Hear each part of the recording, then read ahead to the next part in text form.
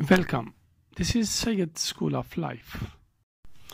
ایک دفعہ کا ذکر ہے کہ ایک نوجوان عالم کو دریا کا سفر پیش آ گیا۔ سفر طویل اور عالم کے ساتھ کشتی میں صرف ملاح ہی تھا۔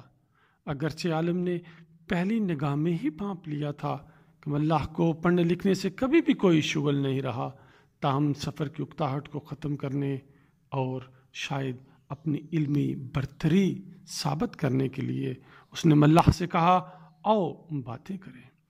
کشتی والے، تم نے کون سی زبان پڑھی ہوئی ہے؟ کیا تمہیں گرامر آتی ہے؟ علم صوت تو جانتے ہوگے؟ اس مضمون کے متعلق بتاؤ جس میں تمہیں مہارت حاصل ہو۔ ملاح نے انکار میں سر ہلاتے ہوئے شرمندگی سے کہا، عالی جناب، میں نے ان چیزوں کو کبھی نہیں دیکھا جن کا آپ نام لے رہے ہیں۔ اوہ، یہ تو بہت برا ہوا، تم نے اپنی آدھی سے زیادہ زندگی ضائع کر دی۔ زبان کے قواعد و ضوابط سیکھنا ہر ایک کے لیے بہت ضروری اور لازمی ہے۔ ملاح نے تھوڑی سی شرمندگی، عالم نے عجیب سا فخر محسوس کیا اور پھر خاموشی چھا گئی۔ کچھ ہی دیر گزری ہوگی کہ دریا میں طوفان آ گیا۔ چھوٹی کشتی بری طرح ہچکولے کھانے لگی۔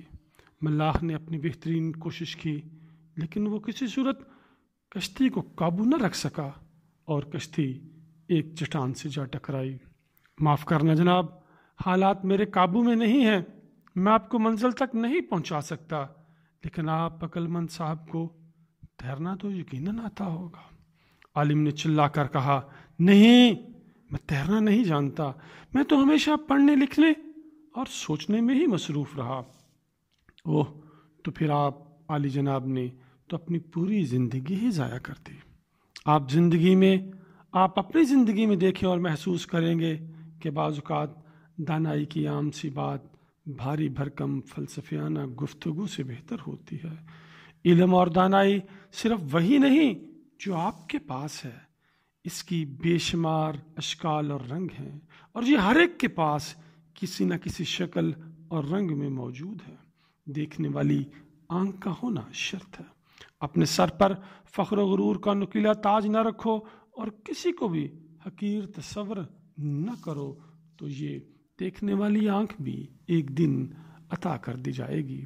والٹیئر نے کیا خوب کہا تھا، میں جو جان رہا ہوں، میں تو اس نتیجے پر پہنچ رہا ہوں کہ میں کچھ نہیں جانتا۔